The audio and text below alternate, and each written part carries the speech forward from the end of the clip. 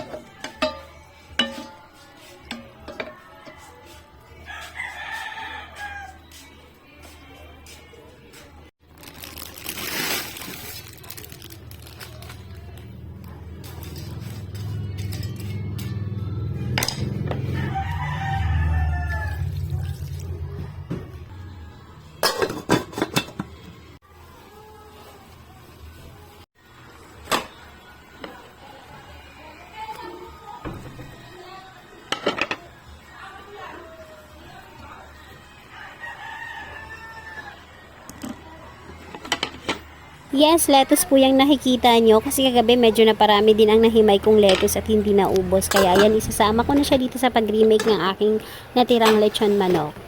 Para hindi nga siya malata at medyo crispy pa siya pag kinain, ipanghuli ko na siyang nilagay. Tapos ihahalo-halo ko na lang yan.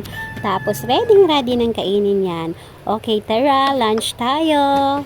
Ito nga ang dish cart para hindi pa ulit-ulit at hindi sila magsawa. Chas! Ang totoo talaga, hindi talaga kasi mahilig sa lechon manok. Kaya lagi ko siyang nire-remake para mag-iba naman yung lasa. Ayun lang, lunch tayo. Bukas ulit!